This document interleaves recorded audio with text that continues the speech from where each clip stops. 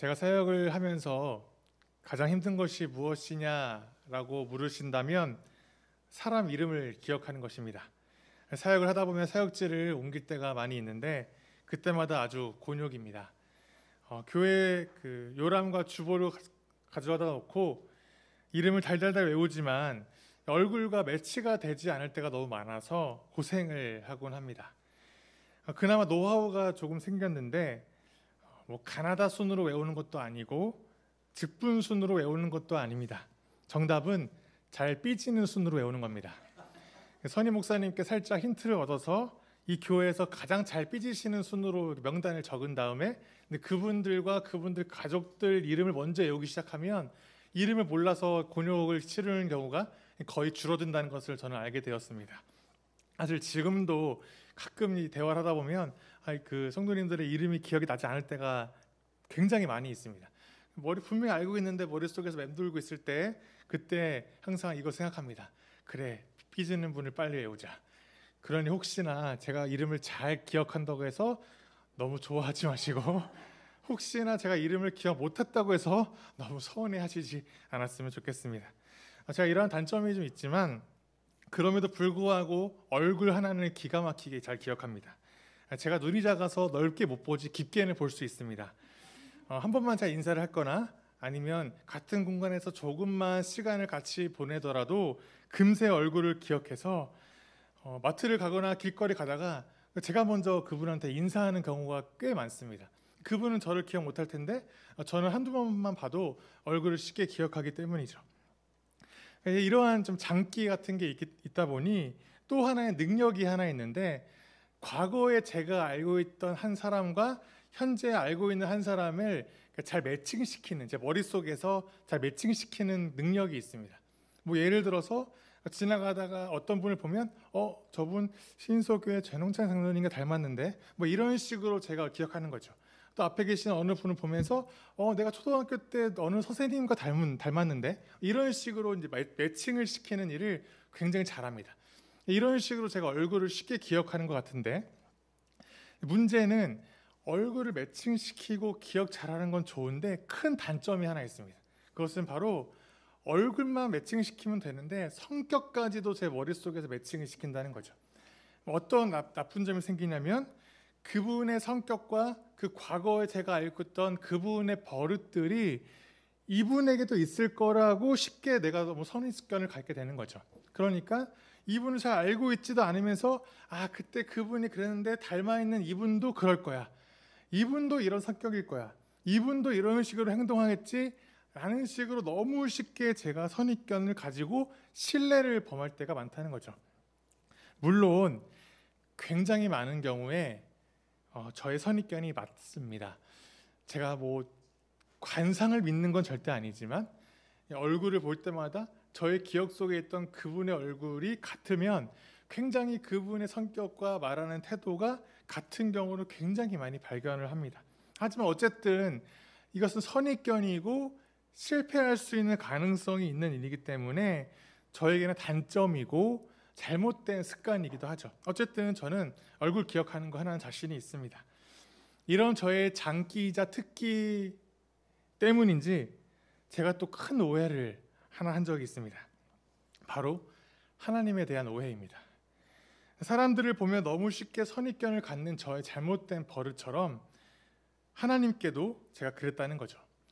과거 성경을 잘 알지도 못한 채 믿음과 열정만 가득했던 그 시절 저는 하나님을 마음대로 판단해 버리는 잘못을 저질렀습니다. 그것도 아주 오랜 기간 동안 말이죠. 저는 하나님을 제가 원하는 대로 얼굴과 성격을 만들어냈고 그리고 판단했습니다. 그리고 저는 그 하나님을 믿었습니다. 성경의 하나님이 아니라 제가 만들어낸 신을 믿었습니다. 그리고 저 스스로 믿음이 좋다라고 자부했습니다. 아주 큰 착각을 했던 거죠. 그러면 이제는 제가 이제 목사가 되었고 성경을 조금 더 잘 알게 되었으니 하나님을 제대로 알고 있을까요? 이제 하나님의 얼굴을 모두 다 알게 되었을까요? 그렇지 않습니다. 왜냐하면 하나님께서는 성경을 통하여 우리에게 너무나도 다양한 모습으로 나타나고 계시기 때문입니다. 너무나 다양한 성품과 모습으로 성경에 기록되어 있고 또 우리에게 각자에게 보여지고 계십니다. 오늘 본문은 그 하나님의 많은 모습들 중에서 가장 대표적이고 가장 명확한 모습이 오늘 본문에서 등장합니다. 어쩌면 신구약 성경을 통틀어서 가장 익숙한 하나님의 모습일지도 모르겠습니다. 그런데 이 짧은 본문에 나타난 하나님의 얼굴이 결코 단순하지 않습니다. 하나님을 단순히 믿고 싶은데, 하나님을 단순히 쉽게 믿고 싶은데 오늘 본문만 봐도 하나님은 우리에게 그렇게 나타나지 않으신다는 것입니다. 이 시간 오늘의 본문을 통하여서 그 하나님을 만나는 여행을 함께 떠나도록 하겠습니다. 오늘 본문인 호세아서는 호세아라고 하는 선지자가 북이스라엘에서 사역하며 하나님 말씀을 선포하는 말씀입니다. 북이스라엘이 누구입니까? 하나님 백성이었지만 남쪽의 유다와 분리되어서 북쪽에서 살아가는 하나님 백성이 북이스라엘 백성이죠. 북이스라엘은 남유다와 떨어져 나간 이후에 한결같이 하나님의 말씀을 어기고 하나님의 뜻대로 살지 않는, 반대로 살아가는 민족이 북이스라엘 사람들이었습니다. 남유다는 희망이 조금 있었습니다. 물론 그들도 하나님의 마음을 아프게 하고 하나님을 떠나기는 했지만 회개하고 돌이키려는 노력을 하긴 했습니다. 그러나 북이스라엘은 아니었습니다. 한결같이 하나님 말씀을 떠났고 한결같이 하나님의 마음을 아프게 했던 자들입니다. 오늘 본문 2절 말씀을 보시면 이렇게 표현하고 있습니다. 성경 호세아 11장 2절입니다. 그러나 내가 부르면 부를수록 이스라엘은 나에게서 멀리 떠나갔다. 짐승을 잡아서 바알 우상들에게 희생 제물로 바치며 온갖 신상들에게 향을 피워서 바쳤지만, 자, 그렇다면 하나님은 어떻게 하셔야겠습니까? 가만히 두면 안 되지 않습니까? 참으시면 안 됩니다. 벌써 심판하셔야 합니다. 북이스라엘을 그들의 죄악을 본보기로 삼아서 남유다 사람들에게 정신을 차릴 수 있도록 그렇게 만드셔야 했습니다. 가끔 우리도 그런 생각 들지 않습니까? 마음에 들지 않는 성도들을 바라보거나 마음에 들지 않는 교회를 바라볼 때 찌찌찌 하나님께서 빨리 저기를 심판하셔야지. 저렇게 저 죄악들을 가만히 둬도 되겠나? 하나님이 정의와 공의 하나님이시라면 저 성도, 저 사람 저렇게 둬서는 안 되지. 저렇게 막 살고 있잖아 라는 생각을 우리 마음 가운데 조금씩 갖고 있지 않습니까? 그런데 오늘 본문에서 하나님은 어떻게 말씀하십니까? 1절과 3절 말씀을 보니 하나님은 이스라엘 백성을 사랑하셔서 아들로 불러주십니다. 여전히 걸음마를 가르쳐 주시고 품에 안아 길러주셨답니다. 자녀를 너무 사랑하는 아버지의 마음처럼 말입니다. 4절을 보면 하나님께서 이스라엘 사람들을 인정의 끈과 사랑의 띠로 묶어 업어 그들을 다니시고 젖을 물리며 그들을 키우셨다고 말씀하십니다. 마치 사랑의 어머니처럼 말이죠. 하나님은 북이스라엘에게 참 아버지의 모습으로, 참 어머니의 모습으로 그들을 사랑하셨습니다. 아무리 때를 쓰고 반항을 하고 가슴을 후벼 파도 끝까지 그들을 사랑하셨습니다. 저는 아시다시피 아직 결혼도 하지 않고 애도 없습니다. 저는 여전히 아들의 입장에서만 저 인생을 현재 경험하고 있지 아버지의 입장, 아비의 입장이 되어본 적이 없습니다. 그래서 저는 이 부모님의 사랑이 어떠한지 저는 잘 알지 못합니다. 듣기는 했고 경험은 했고 글로는 읽었고 상상은 했습니다. 가끔 부모님의 마음을 아프게 하고 반항을 하고 나면 물론 그 부모님의 사랑을 알기 때문에 후회도 하고 죄송한 마음에 밤잠을 설치기도 했었습니다. 그러나 여전히 저는 아들일 뿐입니다. 아무리 후회하고 아무리 죄송해하고 아무리 제가 가슴이 아파한다 할지라도 제가 부모님의 입장이 되어보지 못했기 때문에 저는 그 마음을 온전히 알지 못합니다. 언젠가 제 친구 목사가 이런 얘기를 한 적이 있습니다. 내가 아이를 키워보니까 내가 얼마나 죄인인지를 알겠더라. 그리고 아이를 볼 때마다 하나님 마음을 조금 알겠고 이제서야 설교를 할 때 하나님의 사랑이 무엇인지를 조금 알겠더라 라는 이야기를 친구 목사가, 결혼해서 아이가 있는 친구 목사가 저에게 해준 적이 있습니다. 저는 그 친구 목사의 이야기를 들으면서도 여전히 그 친구의 마음을 좀 상상해 볼 뿐이지 가슴으로 느끼지 못합니다. 그러나 이 자리에 계신 성도님들은 아마도 저보다 더 잘 아시리라 생각합니다. 성도님들의 자녀들이 마음을 아프게 하고 가슴을 후벼 파더라도 그 고통보다 오히려 그 자녀를 더 많이 사랑하는 그 마음을 말입니다. 바로 오늘 본문의 하나님 마음이 바로 그런 마음 아니겠습니까? 아니, 하나님은 우리와 다르게 완전하신 사랑의 하나님이시고 온전하신 아버지이십니다. 모든 사랑의 결정체이시고 모든 자비와 인내와 용서의 본체이십니다. 그런데 이 하나님께서 이스라엘 백성만의 아버지가 아니라 바로 우리의 아버지가 되어주신다는 겁니다. 우리를 창조하신 아버지이실 뿐 아니라 우리를 특별히 사랑으로 부르신 우리의 아버지이십니다. 그리고 예수 그리스도를 통하여서 그 사랑을 우리에게 확증하셨는데 어떻게 하셨냐면 바로 우리의 아버지 되어 주심으로 그 사랑을 확증해 주셨습니다. 제가 마태복음 7장 11절 말씀 잘 읽겠습니다. 너희가 악해도 너희 자녀에게 좋은 것을 줄 알거든 하물며 하늘에 계신 너희 아버지께서 구하는 사람에게 좋은 것을 주지 아니하시겠느냐. 예수님께서는 우리에게 하나님을 소개해 주실 때 어떻게 소개해 주시냐면 너희 아버지라고 말씀하십니다. 갈라디아서 4장 6절 말씀입니다. 그런데 여러분은 자녀이므로 하나님께서 그 아들의 영을 우리 마음에 보내주셔서 우리가 하나님을 아빠, 아버지라고 부를 수 있게 하셨습니다. 우리는 하나님을 아빠라고 부를 수 있게 되었습니다. 무섭고 서먹서먹한 아버지가 아니라 어린아이가 아빠라고 부르며 달려와 안기는 것처럼 우리 또한 하나님을 아빠라고 부를 수 있게 하셨다는 거죠. 가능합니까? 가능한 이야기입니까? 하나님을 감히 아빠라고 부른다니요. 어떻게 가능합니까? 바로 우리가 자녀의 자격이 있어서가 아니라 하나님께서 그 아들의 영을 우리에게 보내주셨기 때문입니다. 바로 그 아들의 영, 하나님의 독생자 예수 그리스도의 영, 성령을 우리에게 보내주셨기 때문입니다.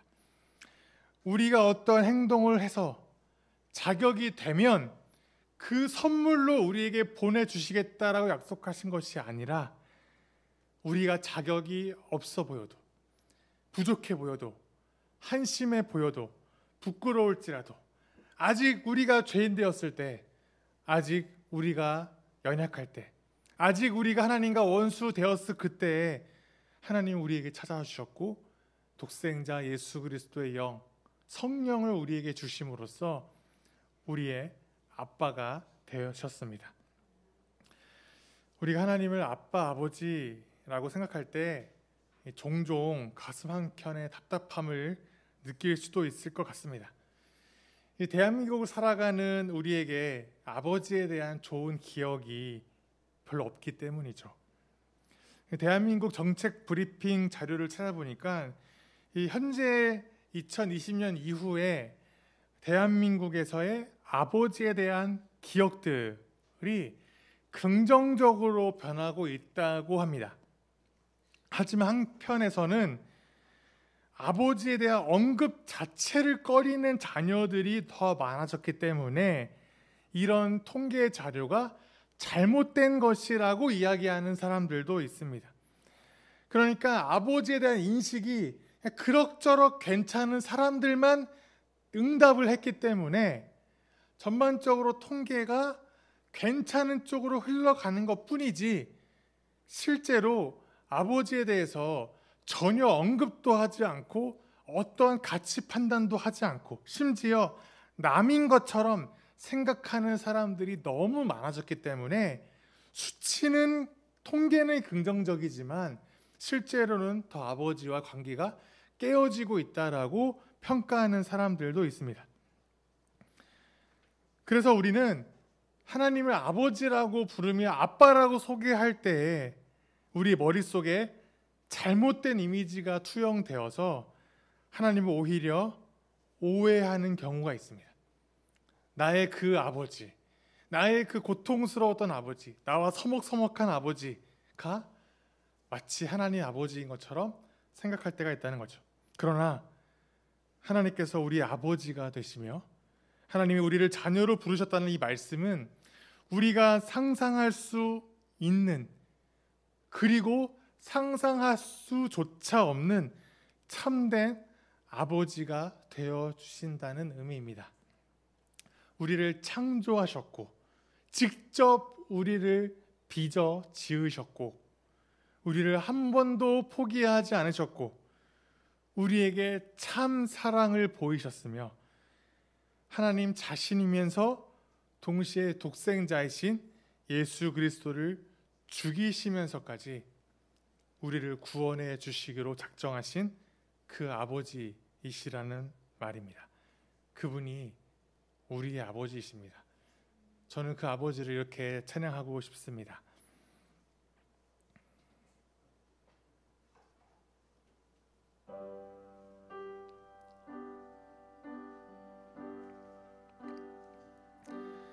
하나님 제겐 참 두려운 게 많습니다.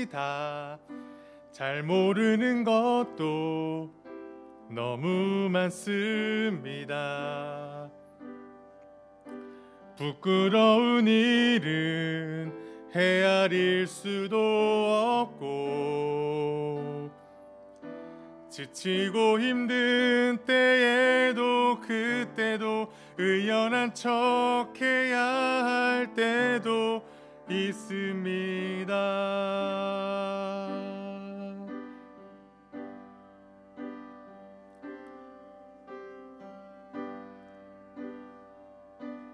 그래도 하나님 아버지 하나님을 아버지라 부를 수 있어서 난 참 좋습니다.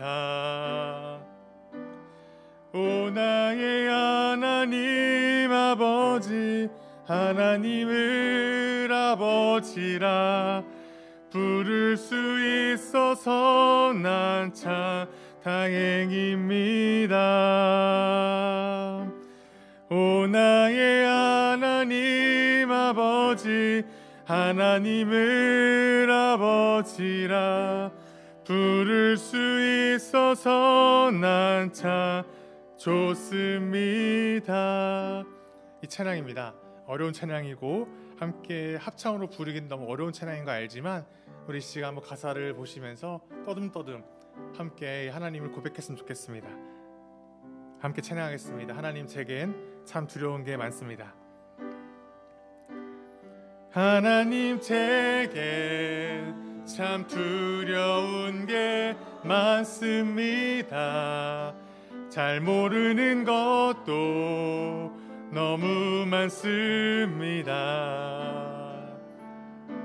부끄러운 일은 헤아릴 수도 없고 지치고 힘든 때에도 그때도 의연한 척 해야 할 때도 있습니다. 그래도 하나님 아버지 그래도 하나님 아버지 하나님을 아버지라 부를 수 있어서 난 참 좋습니다. 오 나의 하나님 아버지 하나님을 아버지라 부를 수 있어서 난 참 다행입니다. 오 나의 하나님 아버지, 오 나의 하나님 아버지, 하나님을 아버지라 부를 수 있어서 난 참 좋습니다. 우리 시작 같이 짧게 기도했으면 좋겠습니다. 과연 우리에게 하나님은 누구이십니까? 우리의 아버지이신가요? 혹시 우리의 상상 속에 있는 그 잘못된 또는 부족했던 아버지십니까? 혹시 내가 그랬던 것처럼, 내가 자녀들에게 그랬던 것처럼 부족하고 연약한 아버지와 어머니로서 생각했던 나의 모습이 하나님의 모습과 똑같다라고 오해하지 않았습니까? 하나님은 우리의 아버지이십니다. 우리의 아버지이십니다. 결코 우리를 포기하지 않으시고 한 번도 우리를 놓치지 않았던, 우리의 어리광과 또는 반항과 또는 우리의 잘못된 삶의 여정 속에서라도 우리를 붙잡고 포기하지 않았던 그 아버지가 하나님이십니다. 이 시간 하나님께 함께 기도하도록 하겠습니다. 기도하겠습니다.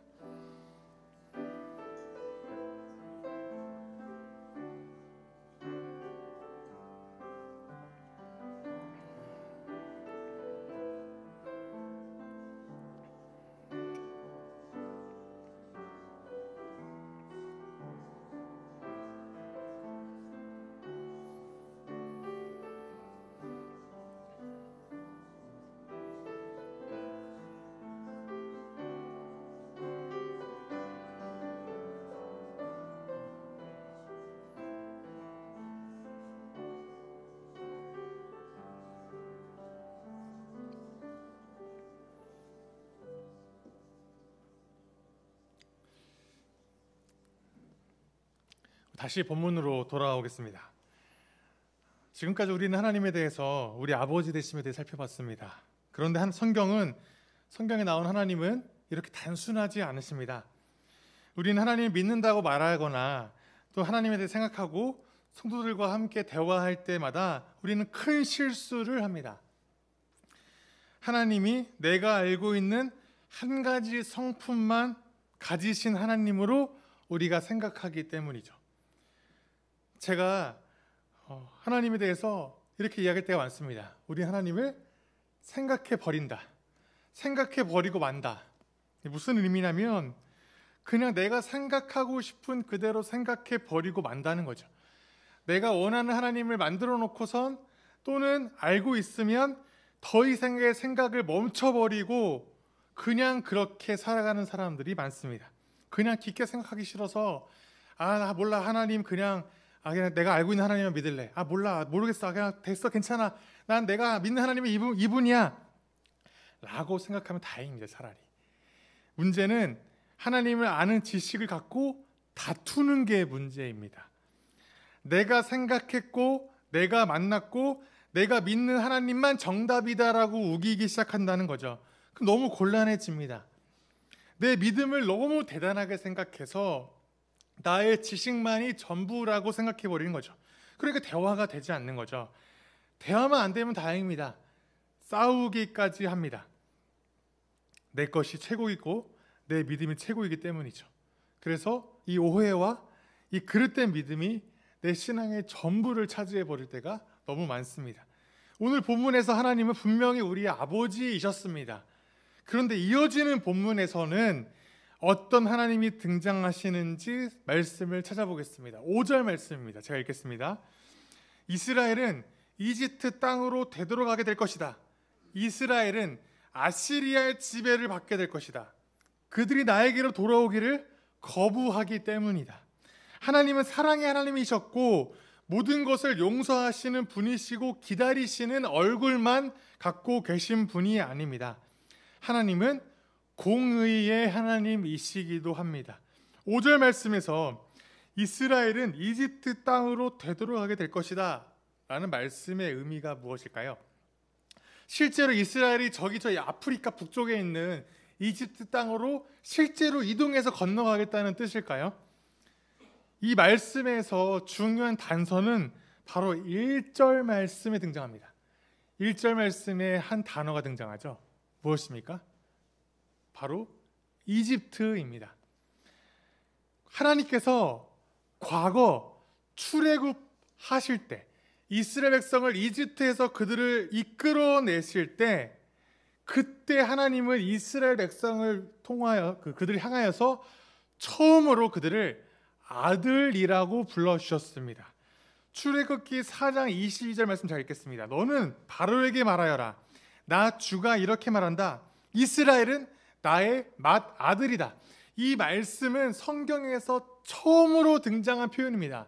하나님이 자기 백성을 향하여 아들이라고 표현한 말씀은 바로 이스라엘 백성을 하나님이 출애굽시키실 때 이집트에서 그들을 처음 건지시는 그 순간 처음으로 하나님은 아들로서 우리를 불러주셨다는 거죠. 그런데 오늘 본문에서 이스라엘 백성이 어떻게 한다는 겁니까? 다시 또 이집트로 들어가겠다는 겁니다. 이 말은 적극적으로 하나님을 떠난다라는 표현 이상의 표현입니다. 왜요? 아들로 불러주신 그 순간을 다시 되돌려서 복귀시키겠다는 의미이기 때문이죠. 다시 말해 1절부터 4절까지 말씀하셨던 아버지 되신 하나님을 거부하고 아들의 지위를 스스로 거절하겠다라는 의미처럼 보이기 때문이죠. 자녀로 불렀는데 자녀됨을 거부한다는 겁니다. 간단한 이야기가 아닙니다. 취향의 이야기가 아니죠. 하나님을 오늘은 좀 선택하고 오늘은 조금 더 가까이 선택하고 내일은 생각해보니까 직장생활 하다 보니까 돈이 중요한 것 같아. 하나님 잠깐만 계셔주세요. 내가 오늘 사회생활 하려면 어쩔 수 없으니까 일 열심히 하고요. 돈 중요하니까 조금만 중요하게 생각할게요. 다시 돌아올게요. 하나님 기다려주세요. 라는 정도의 취향 선택의 문제가 아니라는 거죠. 짬뽕 먹을래? 짜장 먹을래? 나 오늘 하나님 선택할래. 오늘은 하나님보다 이 세상 문화가 좀 더 좋아 보이니까 오늘은 이거 선택할래. 이런 정도의 문제가 아닙니다. 자녀 되기를 아예 포기했다는 말입니다. 하나님의 은혜와 사랑을 이미 경험했는데 언제요? 이미 몇천 년 전에 이미 경험했던 그 사랑과 은혜가 이미 있는데 이미 다 아는데 이미 다 경험해 봤는데도 불구하고 적극적으로 하나님을 떠나겠다는 것입니다. 이 이스라엘이 북이스라엘이 이해되십니까? 그런데 문제는 이러한 태도가 그들에게만 있는 것이 아니라 바로 우리에게도 반복되고 있다는 것입니다. 우리는 언제나 하나님을 믿습니까? 언제나 하나님을 의지하고 우리의 하나님을 우리 아버지로서 나는 하나님의 자녀로서의 삶을 살아가고 계십니까? 목사님 생각해보니까 잠깐 아닐 때도 있더라고요. 하나님 말씀에 무관심했던 때가 있었던 것 같긴 하네요. 가끔 생각해보니까 가끔 잘못도 하긴 해요. 그런데 아시잖아요. 저 하나님의 자녀인 거. 저 포기하지는 않았어요. 잠깐이에요. 잠깐만 그런 거예요. 라고 혹시 생각하십니까? 우리의 죄는 언제나 가볍습니까? 이스라엘 죄는 언제나 무겁습니까? 하나님이 그들을 심판하실 때 그들에게는 언제나 죽일 죄이기 때문에 그들을 심판하셨고 나는 작은 죄이기 때문에 그 정도는 아니십니까? 아닙니다. 우리의 죄도 하나님 앞에서는 죽을 만큼 이스라엘만큼 심각한 죄입니다. 왜냐하면 우리 하나님은 하늘의 하나님이시기 때문입니다. 우리의 왕이시고 우리의 주인이십니다. 하늘의 하나님이라는 표현은 저 하나님이 저 위에 하늘에 계시다는 것이 아닙니다. 오늘처럼 장마가 있으면 구름이 많기 때문에 하나님 잠깐 보이지 않고 날씨가 좋으면 구름이 없으니까 하늘에 하나님 보이겠구나. 날씨에 따라 태도에 따라 기분에 따라 하나님이 계셨다 안 계셨다 보였다 안 보였다는 분이 아니라 그런 식의 하늘의 하나님이 아니라 하늘의 하나님이시라는 표현은 온 세상의 주관자이신 하나님, 전능하신 분, 어느 한순간도 그분의 능력과 시선에서 숨을 수 없는 그분이라는 표현이 바로 하늘의 하나님, 우리의 왕이시고 주인이신 하나님이라는 뜻이죠. 너무 거룩하신 그분이시기에 우리의 아주 작은 티끌 같은 죄도 그분은 결코 용납하실 수 없는 분입니다. 우리 스스로의 모습을 생각해 봅시다. 우리는 이집트로 돌아가려고 하지 않으십니까? 우리 스스로는 나는 그렇게 살지 않고 있습니까? 자신하실 수 있습니까? 죄 짓는 것이 너무 익숙하고 하나님 말씀을 듣는 것이 너무 지겹지 않으십니까? 우리 삶 속에서 우리의 자랑과 우리의 욕망과 욕심은 가득한데 하나님을 잠깐 믿고 조금 잘 믿고 있다는 그 하나만 가지고 나의 모든 죄는 너무 작아 보여서 난 괜찮아라고 생각하십니까? 그렇지 않습니다. 우리는 너무나 자기 자신을 사랑하기에 성경에서 말씀한 대로 마지막 종말의 때의 가장 큰 증거 중에 하나, 나를 사랑하고 자기 자신을 사랑하는 모습이 우리 가운데 너무 많습니다. 겸손하게 무릎 꿇는 건 너무 힘듭니다. 하나님의 사랑과 은혜를 이미 경험했는데 다른 사람에게는 조금도 지고 싶지 않습니다. 눈꼽만큼도 그 사람과 말씀에서 지고 싶지 않고 은혜를 베풀고 싶지 않습니다. 마치 하나님의 은혜를 한 번도 경험해 보지 않은 사람처럼 그렇게 우리는 살아가고 있다는 거죠. 바로 이러한 자들에게 하나님은 무엇이라 말씀하십니까? 6절 말씀입니다. 전쟁이 이스라엘 성읍을 휩쓸고 지나갈 때 성문 빗장이 부서질 것이다. 그들이 헛된 계획을 세웠으니 칼이 그들을 모조리 삼킬 것이다. 이스라엘을 심판하시겠다는 것입니다. 그것도 이방 나라를 사용하여서 하나님이 자기 백성, 자기 자녀를 심판하시겠다는 겁니다. 왜요? 자기 자녀를 버렸기 때문입니까? 아닙니다. 하나님이 이방 나라를 들어서 자기 자녀를 심판하시겠다는 뜻은 내 자녀를 완전히 버리겠다는 뜻이 아니라 이 말씀에서 하나님은 우리의 아버지이실 뿐 아니라 이방 나라의 왕이시기까지 하시다는 것을 우리에게 보여주고 싶으신 것입니다. 하나님은 이스라엘 백성만의 하나님이 아니시라 이방 나라의 하나님이시기까지 하시기에 언제든지 하나님은 그들을 들어 사용하실 수 있는 분이시라는 거죠. 하나님은 온 우주의 하나님이시고 온 하늘의 하나님이시기 때문에 언제나 모든 땅을 자신의 손 아래에 두실 수 있는 분이시고 그렇게 하신다는 거죠. 그런데 우리 하나님은 어떻게 바라보고 있습니까? 이스라엘만의 하나님, 교회에 다니는 성도들만의 하나님으로만 생각합니다. 그러니까 하나님은 그런 능력이 없으신 분인 것처럼 착각합니다. 그러나 하나님은 온 땅의 하나님, 온 우주의 하나님, 이방 민족까지 다스리시는 하나님이시라는 거죠. 하늘의 하나님이시기 때문에 전능하신 분이시기 때문에 그들을 사용하셔서 자기 자녀의 죄악을 심판하시기로 하신 것입니다. 우리 하나님을 너무 하찮게 여길 때가 많습니다. 너무 작게 하나님을 여길 때가 많습니다. 신앙생활을 하면서 제가 참 안타까워하는 부분 중에 하나입니다. 성도들이, 교회 다니는 사람들이 세상에서 너무 빌빌댑니다. 뭐 어깨 피고 거만하게 살아가라, 떵떵거리며 큰 소리치고 살아가라는 뜻이 아닙니다. 마치 우리 스스로 하나님을 작은 분으로 여기고 행동한다는 거죠. 한때 한국교회를 휩쓸었던 주장이 있습니다. 이슬람이 대한민국에 들어오면 대한민국은 망하고 한국교회는 망한다는 주장이었습니다. 정말 그렇습니까? 우리의 신앙이 그렇게 작습니까? 이단들이 창궐하고 이슬람이 한국에 들어오면 정말 이슬람 사원 하나 생기면 교회가 몇백 개씩 무너지겠습니까?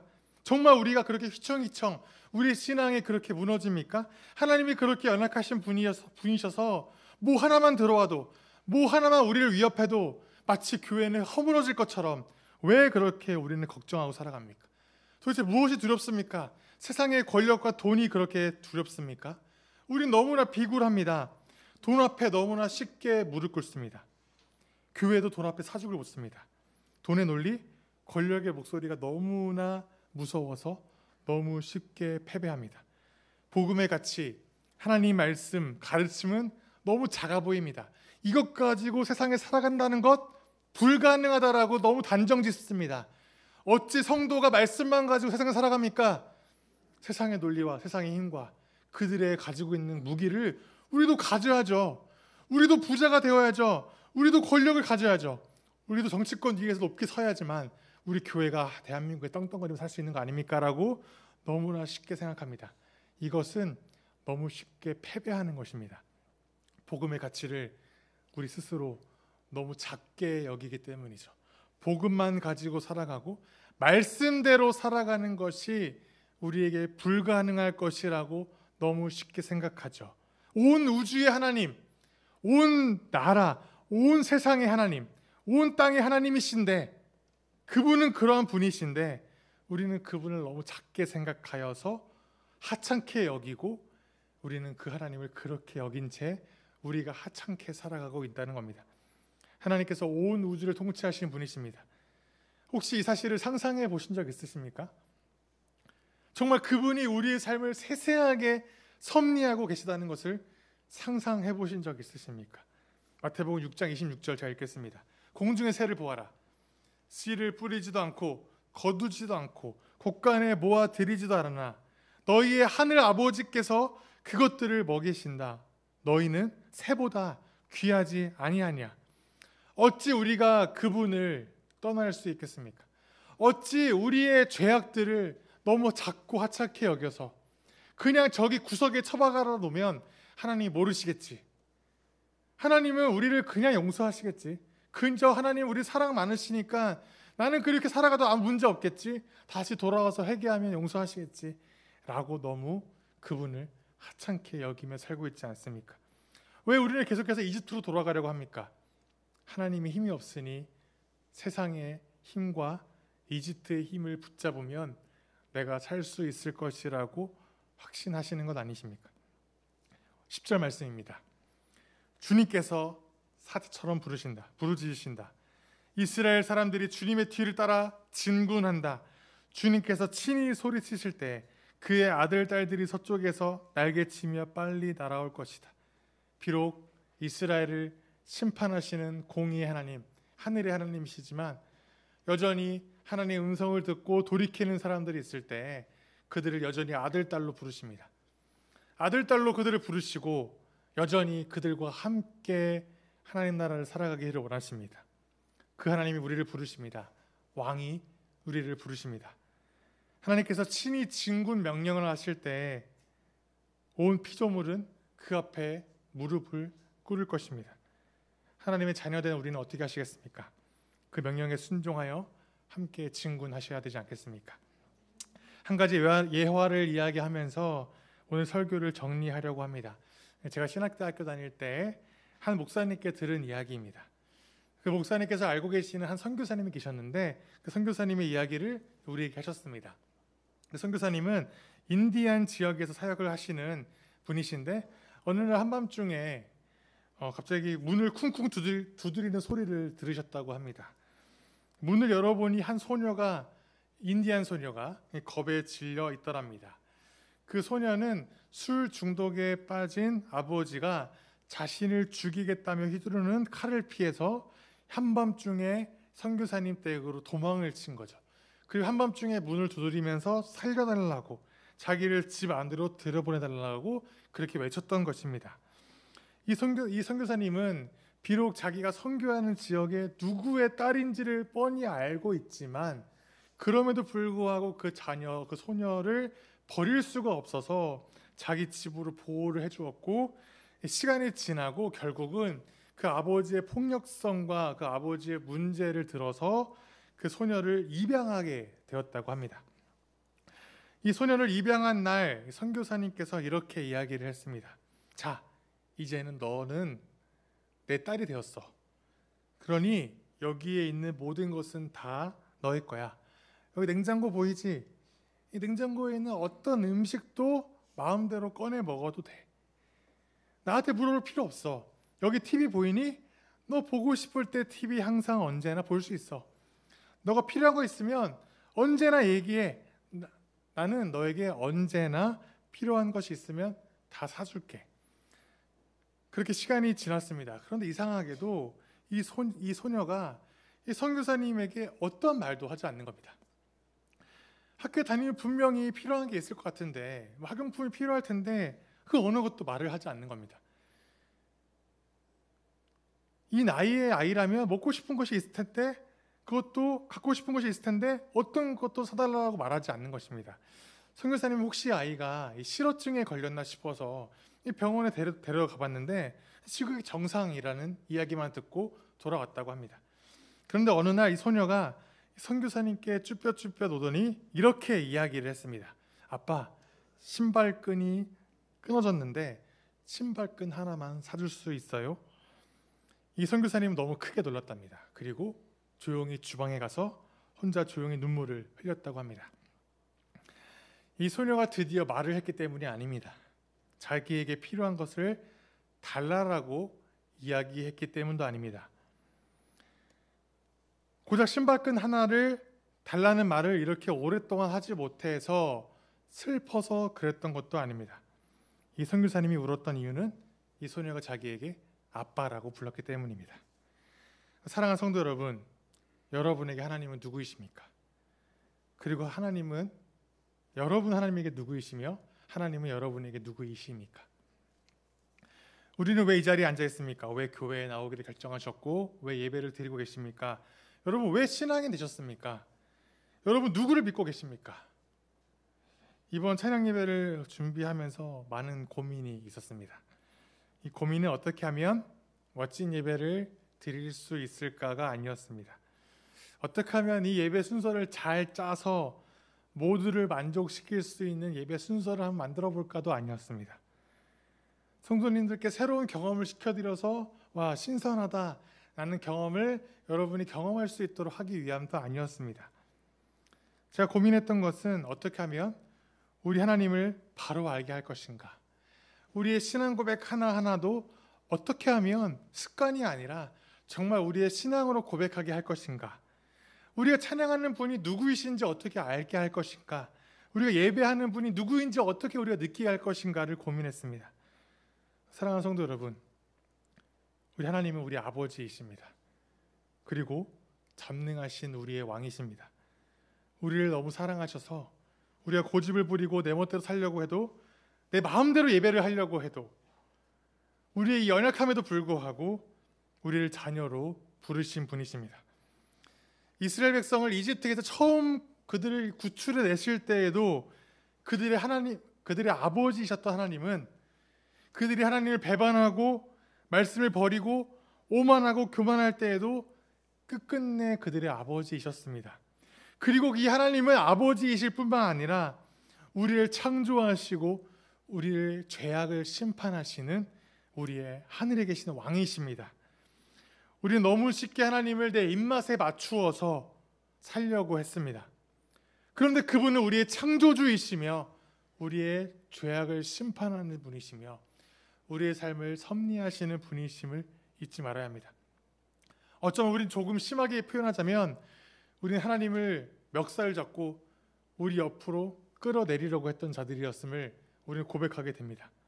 내 기도에 응답하지 않는다고 그분을 무시했고 모든 것을 내 기준으로 생각하여 그분을 바꾸려고 하였습니다.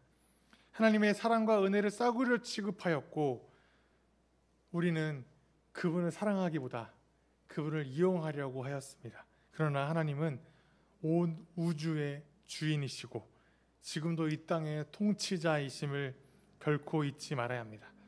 지금 우리가 어떤 방식으로 예배드리고 있는가, 어떻게 찬양하고 있는가 하나도 중요하지 않습니다. 전통 예배 방식을 따르든 새로운 예배 형식을 선택하든 하나도 중요하지 않습니다. 우리가 찬양을 어떻게 하냐, 말씀을 어떻게 읽냐, 기도를 어떻게 하냐, 그 단어 선택을 어떻게 하느냐 하나도 중요하지 않습니다. 우리가 기도를 얼마큼 하느냐 전혀 중요하지 않습니다. 중요한 것은 하나님을 바로 아는 것입니다. 하나님이 누구이신지 아는 것, 정말 내가 아는 대로 믿는 것, 내 삶을 그분께 드리는 것, 우리 공동체가 함께 한 마음으로 하나님의 자녀로서 삶을 살아내는 것, 하나님의 자녀된 은혜를 입었다면, 은혜를 알았다면 그 은혜를 우리의 주변의 이웃들과 성도들에게 나누고 베푸는 것, 하나님의 자녀가 함께 모인 이 시은소 공동체 안에서 하나님께서 너희 하나님이 아니라 우리의 하나님 아버지이셔 라고 고백하며 함께 살아가는 것, 그것이 중요합니다. 그것밖에 없습니다. 다 내려놓읍시다. 우리의 고집과 아집과 우리의 경험들과 하나님을 향한 우리의 오해들을 내려놓고 하나님을 바로 바라봐야 됩니다. 우리 하나님은 하늘에 계셔서 온 우주를 통치하시는데 우리의 삶까지도 통치하시는 분이십니다.